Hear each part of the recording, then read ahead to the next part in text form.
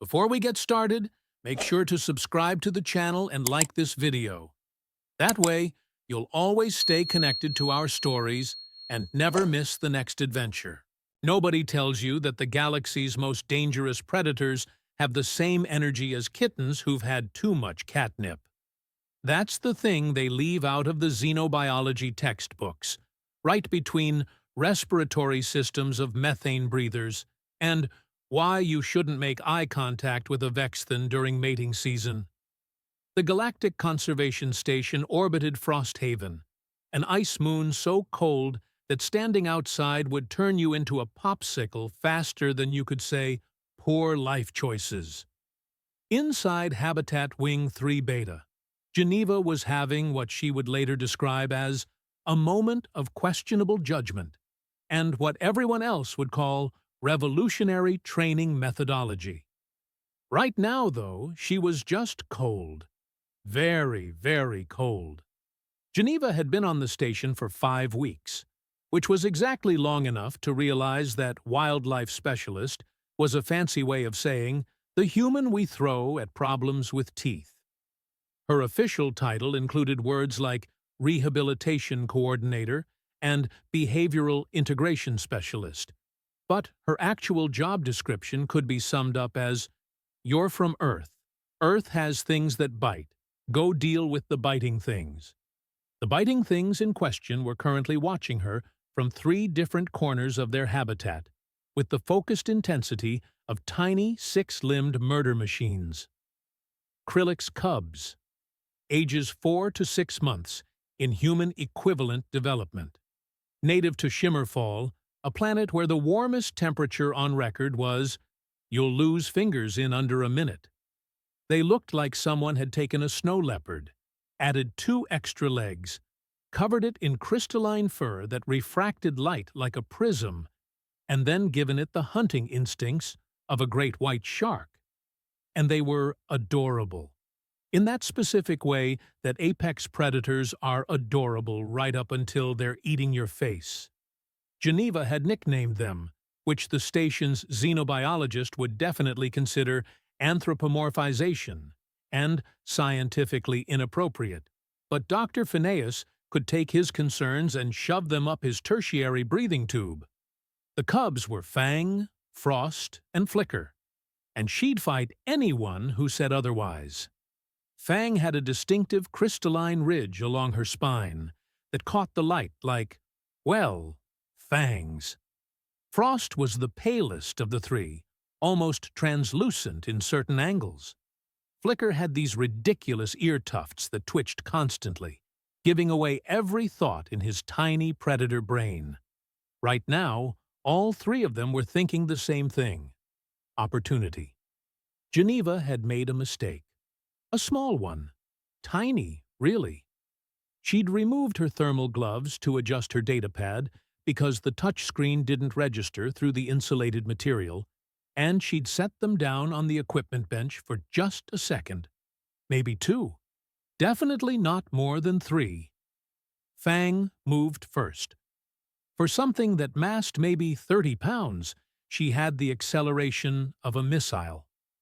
One moment, she was lounging in the corner, the picture of feline innocence.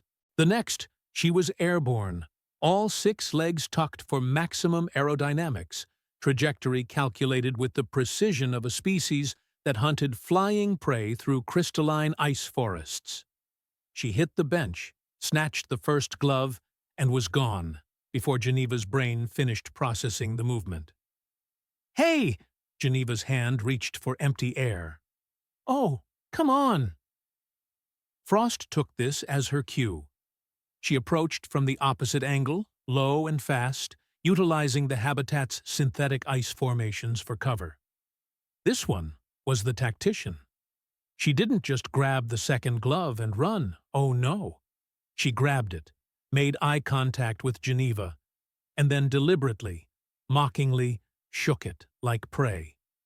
Flicker, not to be left out, positioned himself at the exit to their den structure. Classic flanking maneuver. These cubs were 6 months old and already coordinating like a special ops team. Geneva's hands were already going numb. The habitat was maintained at -30 degrees Celsius because Krylix cubs apparently needed to be refrigerated for optimal development. Her gloves were rated for 2 hours of exposure. Without them, she had maybe 10 minutes before frostbite became a legitimate concern. She could call for retrieval assistance. There were protocols for this. Mechanisms. She could use the habitat's automated systems to corner the cubs, retrieve her property, and maintain the appropriate professional distance between caretaker and subjects. But Geneva had spent 6 years working with wolf rehabilitation in Alaska before taking this job, and she recognized that look in their eyes. That wasn't aggression. That wasn't fear. That was an invitation to play. Her brain, that traitorous organ, made the decision before her common sense could veto it. "Oh, you want to play keep away?"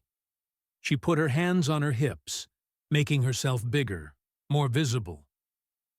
"You think you're so clever? Give those back right now." She took a step toward Fang. The reaction was immediate and glorious. Fang's pupils dilated to enormous black pools. Her hindquarters wiggled. That universal predator tell that transcended species. She grabbed the glove more firmly in her mouth and bolted. Geneva lunged for her, deliberately overshooting, her fingers grasping at air a good 6 inches from the cub's tail. "Hey, get back here!" Frost chittered, this high-pitched sound that was probably the Krylix equivalent of laughter, and took off in the opposite direction. Now Geneva had 2 cubs running in divergent paths, each with one of her gloves, and Flicker was doing this excited bouncing thing that suggested he desperately wanted in on the action, but wasn't sure of the rules yet. Fine. She'd teach him the rules. Geneva spun toward Frost, making the turn deliberately clumsy, her feet sliding on the icy floor more than necessary. She reached out with both hands, fingers splayed wide, making herself look frantic and uncoordinated. "No, not that way. Someone stop her." Flicker made his decision. He launched himself into the fray, not going for a glove but going for Geneva herself. His trajectory aimed at her knees in what would have been a textbook takedown move if he'd been about 3 times heavier. Geneva sidestepped, but slowly, letting him clip her leg. She spun, windmilled her arms for effect, and let out an exaggerated "whoa" as she caught herself on a habitat support beam. All 3 cubs froze, staring at her. Then Fang chirped, dropped the glove, and immediately snatched it back up when Geneva took a step toward it. Oh, they understood the game now. For the next 20 minutes, Geneva chased 3 apex predator cubs around a climate-controlled habitat, while her hands slowly turned blue, and her brain kept up a running commentary of, "This is stupid. This is so stupid. Why are you like this?" But here's the thing about being stupid. Sometimes it's the most honest thing you can do. She chased Fang under the ice bridge, moving at maybe a third of her actual speed. She cornered Frost near the feeding station, only to have the cub slip between her legs with insulting ease. She made grabbing motions at Flicker, who'd decided his role in this game was to be a distraction, darting in and out of her peripheral vision like a furry little menace. And they were loving it. Every time she got close, they'd scatter, regroup, and come at her from new angles. They were learning her patterns, testing her reactions, figuring out which moves made her change direction, and which ones she'd commit to. They thought she was hunting them, or they thought they were hunting her. Honestly, Geneva wasn't entirely sure which, and that ambiguity was probably the most interesting part. Her hands were going properly numb now, that dangerous kind of cold where you stop feeling the pain and start feeling nothing at all. She needed to wrap this up. Okay, you win." She held up her blue-tinged hands in surrender. "Keep the stupid gloves. I'll get new ones. You're all very clever hunters. Congratulations. Fang, perhaps sensing the game was over, or perhaps just bored with her current toy, dropped one glove and trotted off toward the den. Frost kept hers for another minute, then carefully placed it on top of an ice formation like a trophy. Flicker just looked confused that the fun had stopped. Geneva retrieved her gloves, now slightly damp with cub saliva and definitely worse for wear, and shoved her hands into them with a groan of relief. Feeling started returning to her fingers in that awful pins and needles way that meant she'd cut it close but hadn't done any permanent damage. She looked at the three cubs, now grooming each other near their den entrance, completely casual, as if they hadn't just coordinated a tactical acquisition of human property. "You're all terrible," she told them. "Just absolutely the worst." Fang yawned, showing off teeth that would be genuinely terrifying in about 6 months. Geneva left the habitat, ran her exit protocols, and stepped into the observation corridor where the temperature was a reasonable 20 degrees Celsius. Her hands were still tingling. Her hair was crusted with frost. She probably looked like she'd been in a fight. She felt amazing. "Well," she said to no one in particular, "that was definitely not in the training manual." In the observation deck 3 levels up, Dr. Phineas rewound the footage for the 5th time, his tentacles quivering with what might have been excitement or academic outrage, possibly both. "Umbra," he said to his companion, "are you seeing this?" The massive Vexthon security officer, who had seen actual combat on 3 different worlds and found most station drama to be terminally boring, leaned forward slightly. His compound eyes, each the size of a human fist, tracked Geneva's movements on the screen. "I see a human playing with cubs," he said in that clicking, multi-tonal voice that his species used. "Playing!" Dr. Phineas's main tentacle gestured at the screen with academic fervor. "That's a gross oversimplification of what is clearly a complex behavioral interaction. Look at her movement patterns, the deliberate inefficiency, the exaggerated evasion tactics. She's teaching them." "Teaching them what? How to steal gloves?" No. Dr. Phineas pulled up 3 additional screens, each showing a different angle of the habitat. "Watch the cubs' response patterns. See how they separate, flank, coordinate. They're treating her like mobile prey. She's providing active resistance training for their hunting instincts." Umbra watched the footage again, watched Geneva stumble, reach, spin, chase. Watched the cubs scatter and regroup. Watched them learn. "Huh," he said, which was about as close to impressed as Umbra ever got. "I need to document this." Dr. Phineas was already opening new files, his tentacles flying across 3 different terminals simultaneously. This could be a breakthrough in predator rehabilitation methodology, active engagement versus passive observation, participatory training protocols. The human is brilliant. "The human," Umbra said, "is having fun." "Well, yes, that too, but—" "And so are the cubs." Dr. Phineas paused, his tentacles stilled. He looked at the screen again, this time not at the patterns or the tactics or the pedagogical implications, but at the simple fact of it. 1 human and 3 predator cubs playing. "Yes," he said quietly, "I suppose they are." He saved the footage, made his notes, and decided not to mention it to Commander Gale just yet, because sometimes the best science happened in the gaps between official protocols. Besides, he wanted to see what Geneva would do tomorrow. In her quarters, Geneva ran her hands under warm water until the feeling fully returned, changed into dry clothes, and filed her daily report. Under notable incidents, she wrote, "Cubs continue to show healthy curiosity and coordination. No issues. She didn't mention the gloves.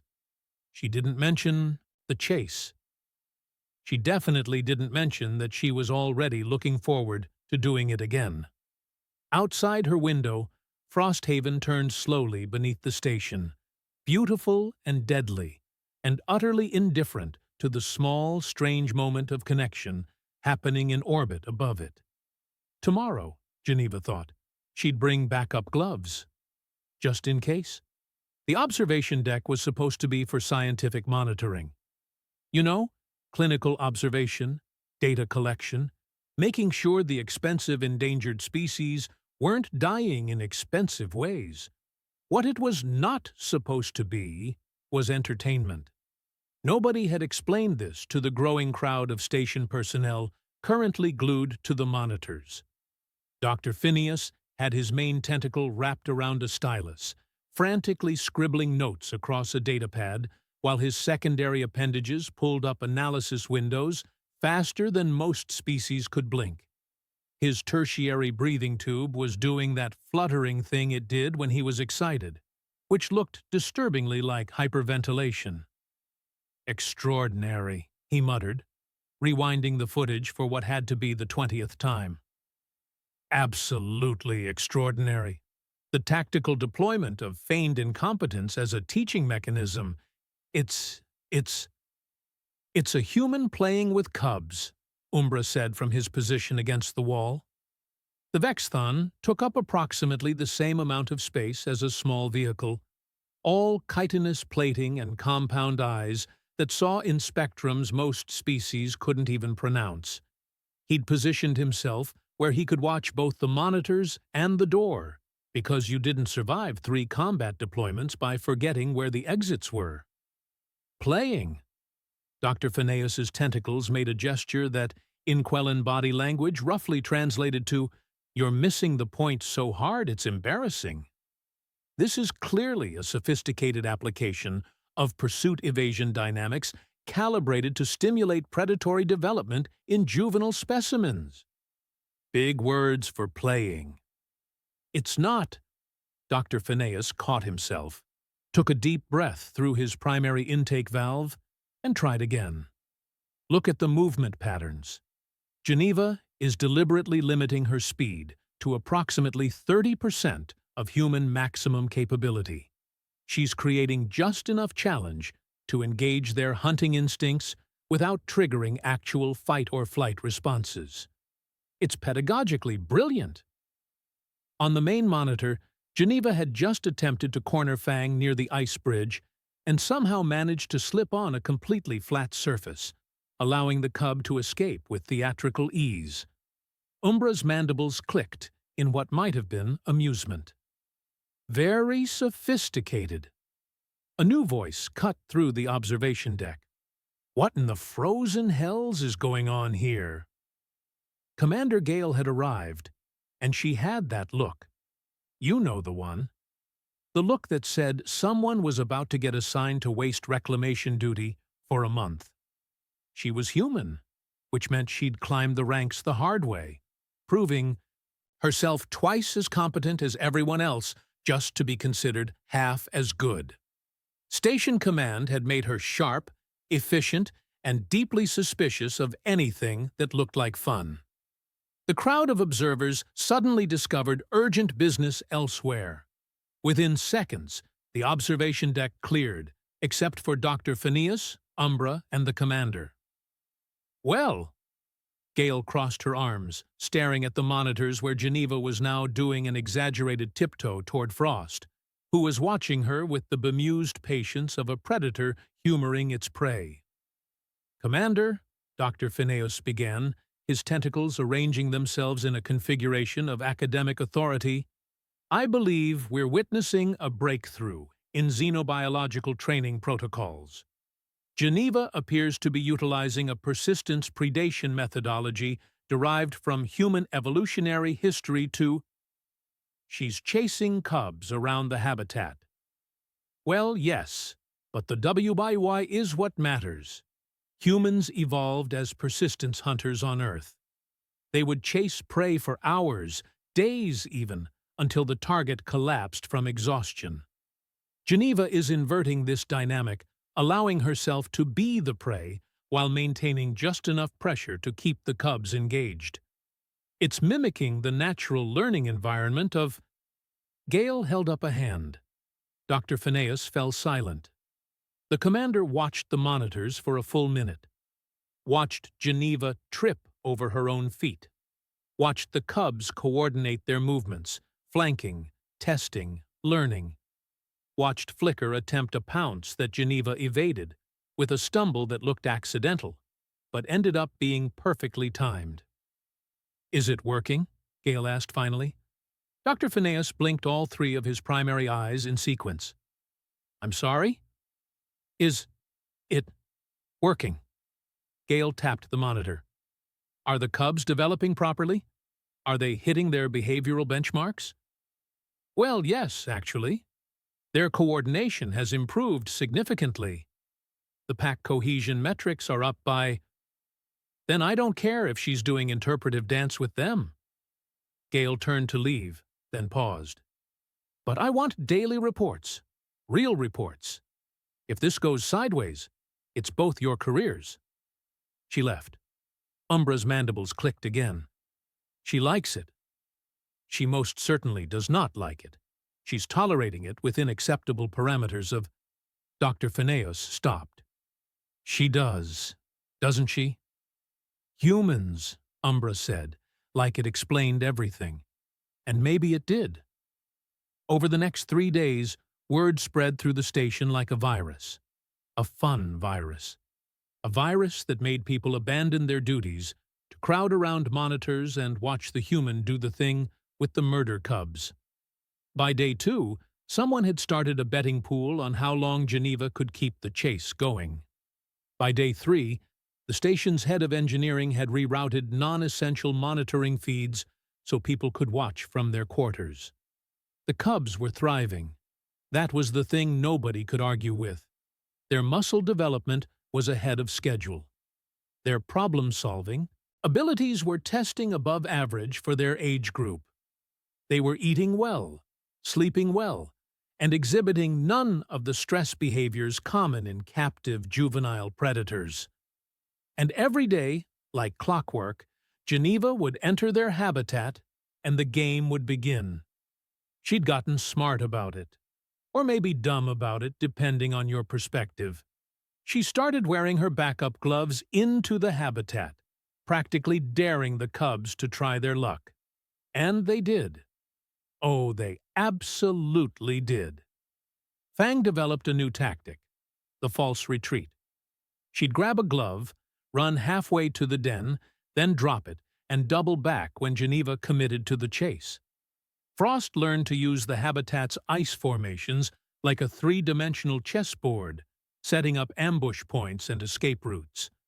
Flicker, bless his chaotic little heart, just ran interference, creating distractions at crucial moments. They were getting good. "This is unprecedented," Dr. Phineas announced to anyone who would listen, which was increasingly everyone, because the alternative entertainment on a research station was watching ice form. "I'm documenting cooperative hunting development in real time. The cubs are self-organizing into specialized roles without any external direction." "You mean they're playing tag," said a passing technician. "It's not." Dr. Phineas's tentacles knotted in frustration. "Why does everyone keep saying that?" "Because it looks exactly like tag," Umbra offered helpfully. In the habitat, Geneva had just executed what could only be described as a pratfall, going down in a tangle of limbs that looked completely uncontrolled, but somehow ended with her rolling safely away from Fang's pounce trajectory. The cub chirped in what sounded like frustration and delight. Dr. Phineas zoomed in on Geneva's face. She was grinning, not the professional smile of a caretaker doing her job. The genuine, slightly unhinged grin of someone having the time of her life. "She's enjoying this," he said, surprised despite himself. Of course she is, Umbra replied. Humans are weird. They like things that could kill them. Makes them feel alive. That's a gross oversimplification of, is it though? Dr. Phineas didn't have a response to that. On day 5, everything changed. A ship docked at the station. Not unusual. Ships docked all the time, delivering supplies, rotating personnel, the usual logistics of keeping a research station operational in the middle of nowhere. This ship was different. It was Krillix. The delegation walked through the station corridors like winter given form. They were massive, easily 3 times the size of their cubs, with crystalline fur that seemed to absorb and refract light simultaneously. Frost formed on the walls where they passed.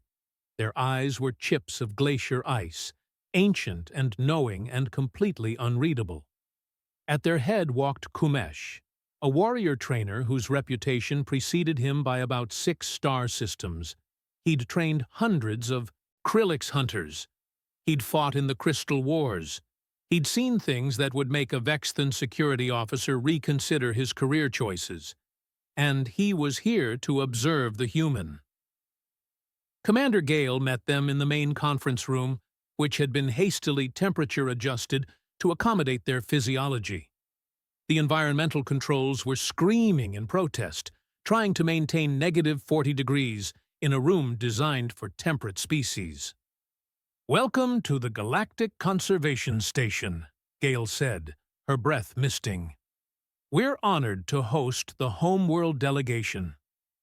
Kumesh inclined his head, a gesture that sent cascading reflections of light across the walls. When he spoke, his voice was like ice cracking on a frozen lake. "We have heard interesting reports about your human specialist. Geneva has been instrumental in the cub's development." "Yes, we wish to observe her methods." It wasn't a request. They gathered in the observation deck at feeding time, which was when Geneva usually started her sessions. The room was crowded. Commander Gale, Dr. Phineas, Umbra, the entire Krillix delegation, and about a dozen other personnel who'd found excuses to be there. Geneva entered the habitat, unaware of her audience. She was wearing her usual cold-weather gear, her backup gloves tucked into her belt, her primary gloves on her hands. She looked relaxed, happy even. The cubs saw her and immediately took positions. Fang high, on the ice bridge. Frost low, near the den entrance. Flicker in the middle, already vibrating with anticipation. Geneva set down her equipment bag, checked the feeding stations, pretended to ignore 3 sets of crystalline eyes tracking her every movement. Then, deliberately, she removed her gloves and set them on the equipment bench. The observation deck held its collective breath. Fang struck first, a blur of motion and refracted light. Geneva spun, reached, missed by what looked like inches, but was probably calculated to the millimeter. "Hey, those are expensive." Frost took her cue, approaching from the opposite angle. Geneva pivoted, stumbled, caught herself on a support beam. "Oh no, not both of them. Someone help!" The Krillix delegation watched in absolute silence. For the next 20 minutes, Geneva and the cubs performed their dance. It was more polished now, more refined. The cubs had learned her patterns and she'd learned theirs, and somewhere in that mutual understanding was something that looked less like training and more like trust. Flicker attempted a flanking maneuver that would have made a military tactician proud. Geneva evaded with a roll that turned into a slide across the ice. Fang and Frost converged from opposite sides. Geneva somehow ended up between them, hands empty, both gloves claimed. She threw her hands up. "Fine! You win! You're the superior hunters. I am defeated." The cubs chittered, that sound that might have been laughter, might have been triumph, might have been both. Geneva collected her gloves, now thoroughly cub-handled, and booped Fang gently on the nose. "You're getting too good at this, you know that?"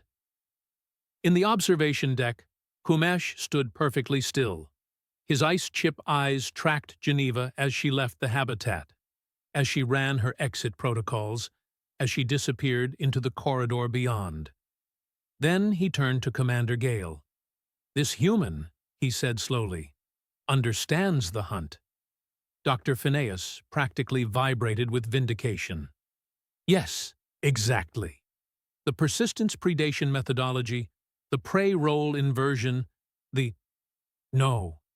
Kamesh's voice cut through the academic enthusiasm like a blade through snow. "Not the science. The hunt. The thing beneath the science. The thing that cannot be taught, only recognized." He looked back at the monitors, where the cubs were now grooming each other, peaceful and content. "She knows what they are," he continued, "and she does not try to make them less. She meets them where they live. This is rare."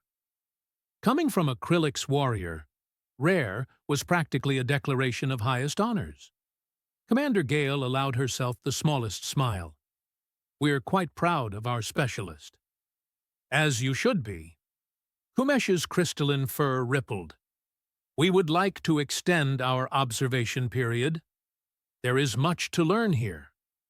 "Of course."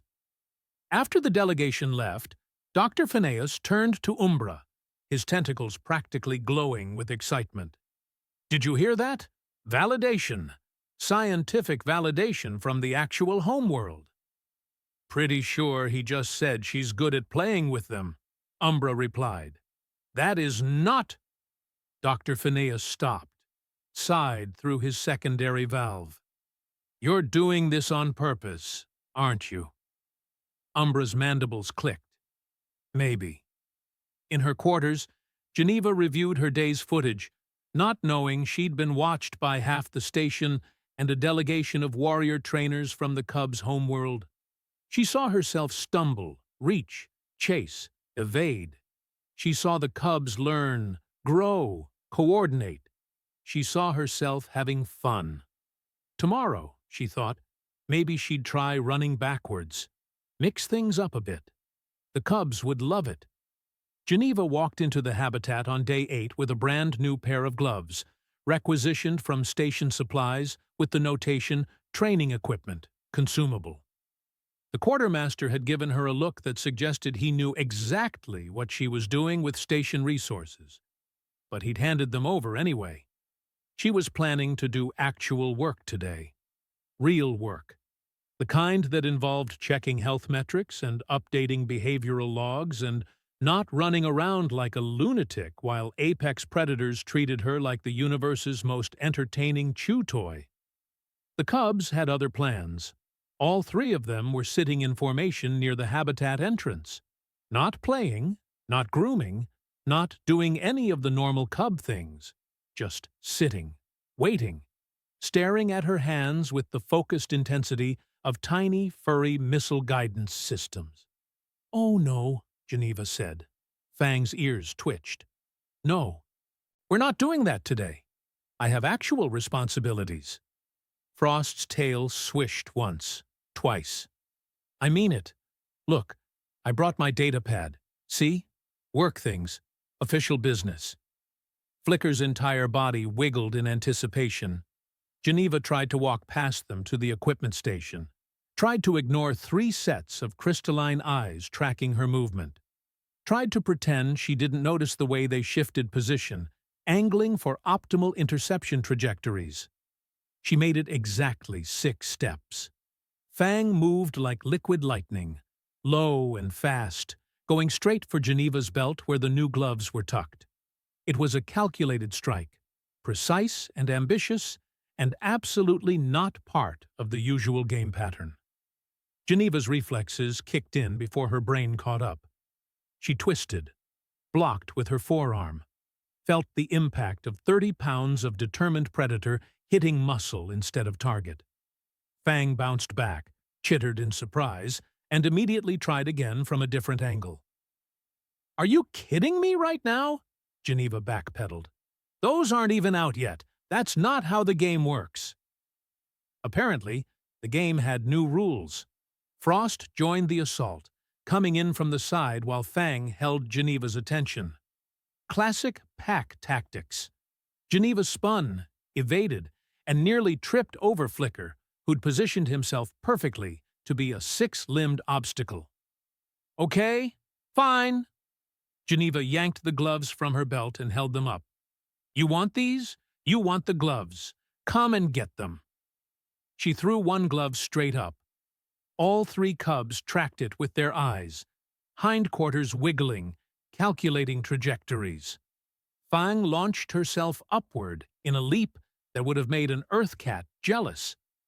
She snatched the glove mid-air, landed with perfect balance, and immediately took off toward the ice bridge. Geneva threw the second glove in the opposite direction. Frost was already moving, reading Geneva's body language before the glove left her hand. She intercepted it before it hit the ground, executed a turn that defied physics, and bolted for the den.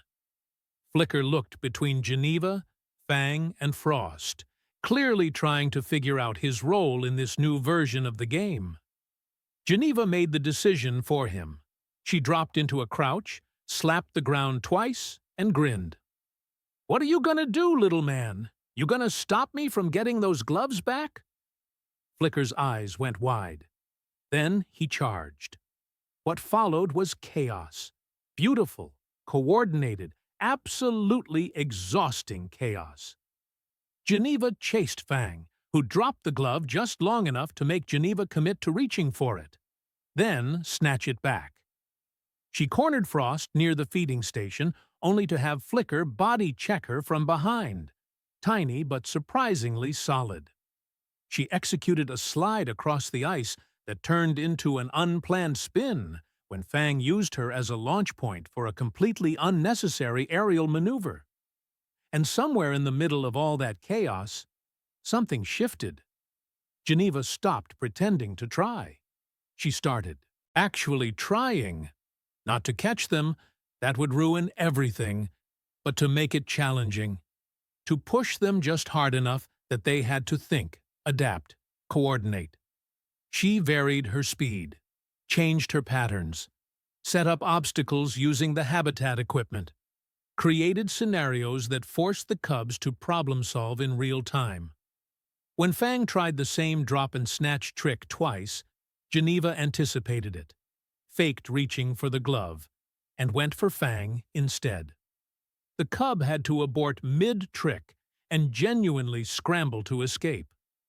When Frost tried to use the ice bridge for height advantage, Geneva climbed up the other side, cutting off the escape route and forcing Frost to make a genuine tactical decision under pressure.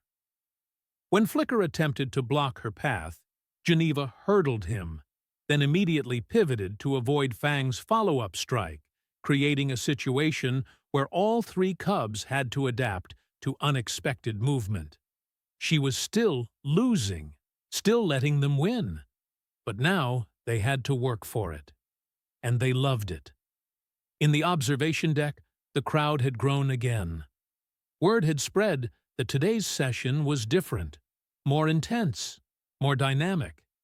Dr. Phineas had pulled up comparison charts, tracking the cubs' response times against baseline data.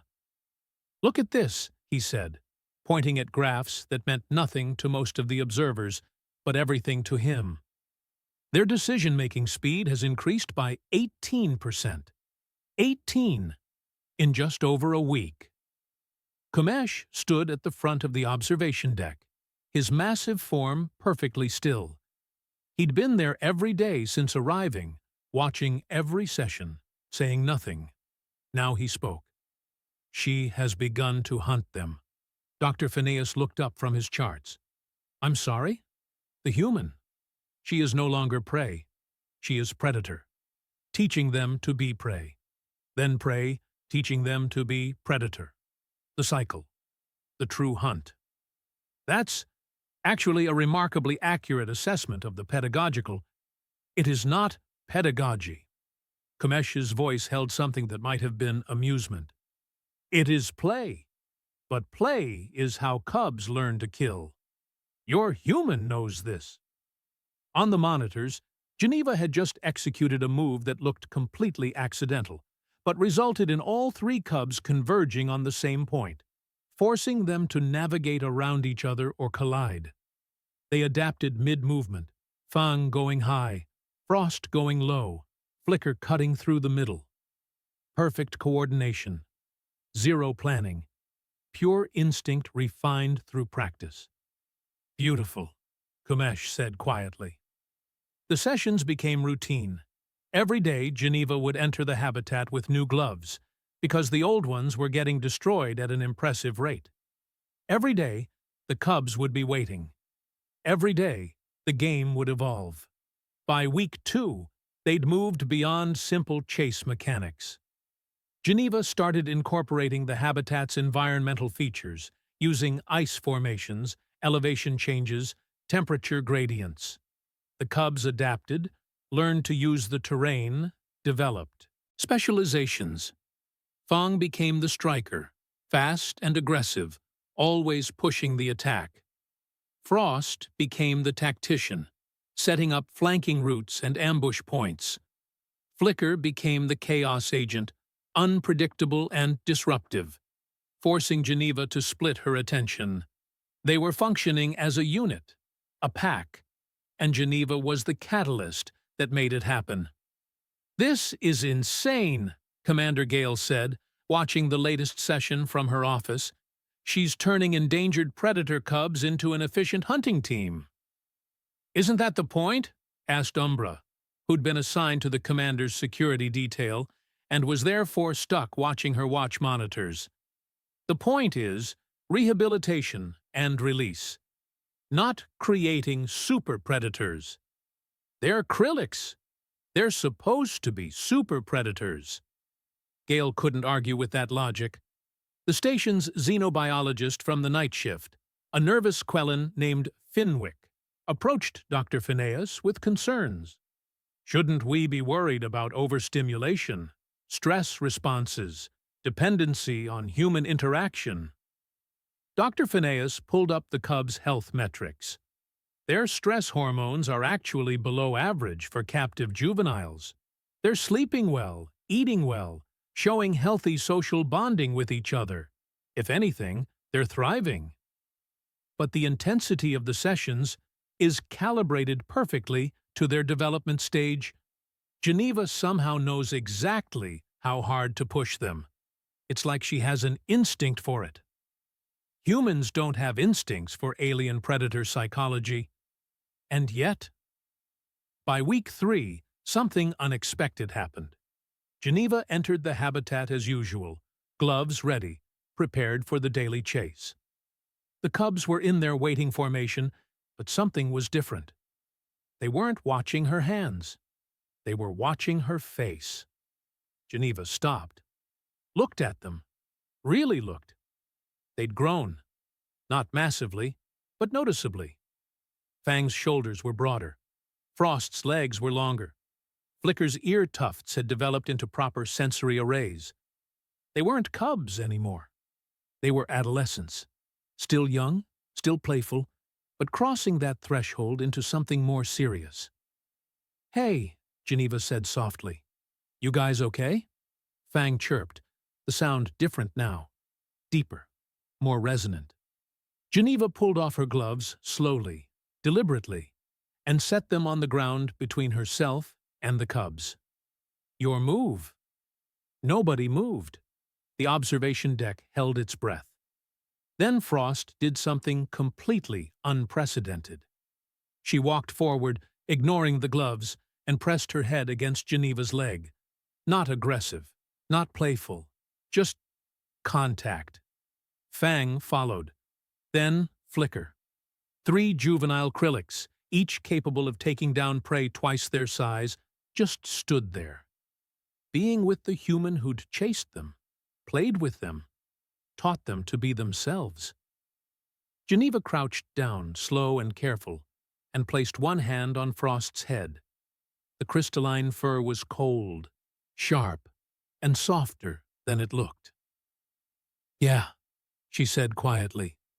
"I'm gonna miss you guys, too." In the observation deck, Kumesh made a sound that might have been approval, or might have been something else entirely.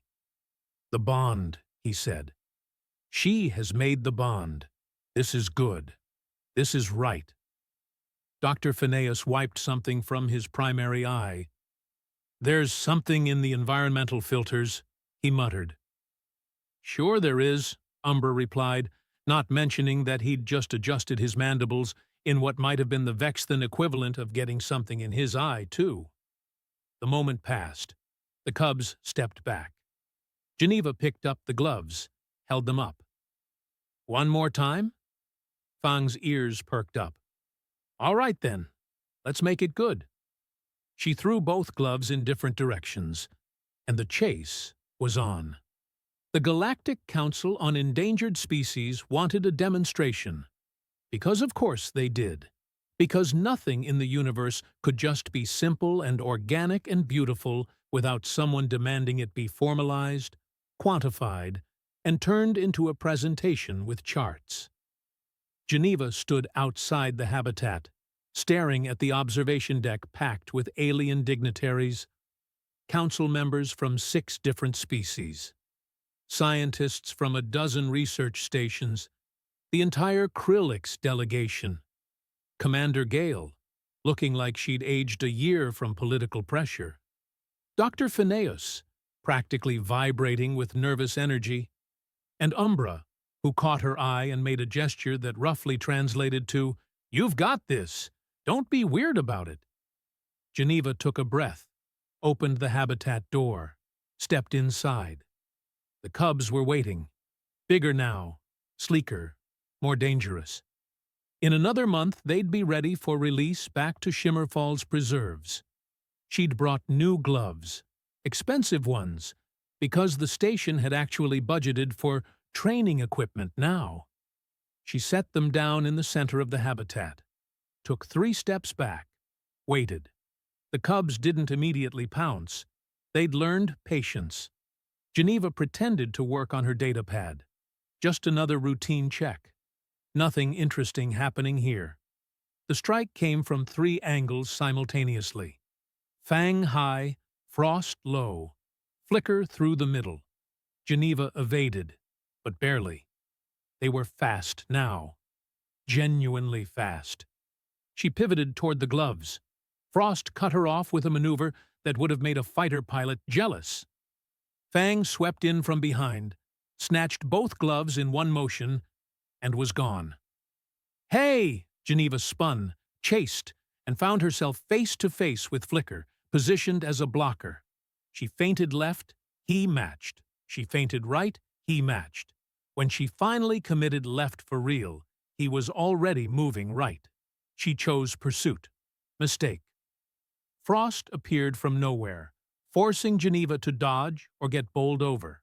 She dodged, slipped on the ice, genuinely slipped this time, and went down in a controlled fall that still hurt. The observation deck gasped. Geneva rolled, came up laughing, and kept going. For 15 minutes, she gave it everything. No holding back, no pretending, just pure engagement with 3 predators who'd learned their lessons well. And then Frost did something unexpected. Instead of going for the gloves, she went for Geneva's tool belt, the equipment pouch with her emergency beacon, medical supplies, datapad, things that weren't part of the game. Geneva's playful expression shifted. This was the cubs testing boundaries, pushing beyond the game into something more serious. She stopped running, stopped chasing, stopped playing. She turned, dropped into a crouch, and made direct eye contact with Frost. A calculated risk based on wolf behavior from Earth, where direct eye contact meant challenge or acknowledgement depending on context. Frost froze. Her crystalline pupils dilated, reading Geneva's posture, her stillness, her intent. Geneva slowly extended one hand, not to pet, not to grab, just recognition. A signal that said, "I see you, I know what you are, and this is where the game ends." Frost held her gaze for 3 heartbeats. Then she dropped the tool belt, chittered softly, and backed up 2 steps. The game was over. The lesson was complete. Geneva stood, collected her destroyed gloves and tool belt, and gave each cub a gentle touch on the head. Good hunt. Really good hunt. In the debriefing room, Geneva faced scientists, council members, and administrators, all wanting to know the secret, the methodology, the theoretical framework. A Quellan researcher leaned forward. "Can you explain the pedagogical structure of your training protocol?" Geneva looked at the expectant faces, looked at Commander Gale, who was trying very hard not to smile. "There is no protocol," Geneva said. "They stole my gloves because I set them down. I chased them because I was cold and also because it seemed fun. They thought it was a game. We kept playing. They got better at it. That's the whole thing." Silence. "But the coordination," Dr. Phineas sputtered, "the progressive complexity, happened because predators are smart, and they learn by doing. I didn't teach them anything except that playing with humans is safe and interesting. They taught themselves everything else." Kumesh, who'd been silent throughout, suddenly laughed. It was a sound like glaciers cracking, deep and ancient and genuinely amused. The other Krillix joined in. "The human speaks truth," Kumesh said. "She did not train the cubs. She played with them. And in playing, they learned to be what they are meant to be. This is the oldest teaching. Before science, before methodology, there was only this: the strong playing with the young, so the young become strong." He stood, his massive form casting fractured light across the room. "The Krillix homeworld approves this method. We approve this human. The cubs will thrive." The council had no choice but to agree. The cubs were cleared for transport to Shimmerfall's preserves 2 weeks later. Geneva supervised the preparation, said her goodbyes professionally and quietly. Fang pressed against the container, barrier, chirping softly. Frost watched Geneva with those ice-chip eyes. Flicker did a little wiggle that suggested he'd very much like one more chase. "You're going to be amazing out there," Geneva told them. "Stay together, watch each other's backs, and maybe don't steal things from people bigger than you, unless you're really sure you can get away with it." After they left, the habitat felt empty, too quiet. Geneva stood in the center of the space where she'd run, and chased, and stumbled, and laughed, and felt the absence of 3 chaotic predators who'd accidentally taught her as much as she'd taught them. Her datapad pinged. A message from Commander Gale. "Job offer from Earth Wolf Sanctuary. Interested?" Geneva smiled. Yeah, she was interested. Because apparently, she was good at this. At being chased. At chasing. At meeting wild things where they lived and not trying to make them less than what they were. She took one last look at the habitat, then left, already planning her next adventure. Somewhere cold, probably. Somewhere with things that had teeth. Somewhere she could play. And in the observation deck, Umbra watched her go and made a note in his personal log. "Humans remain weird. This continues to be the best thing about them.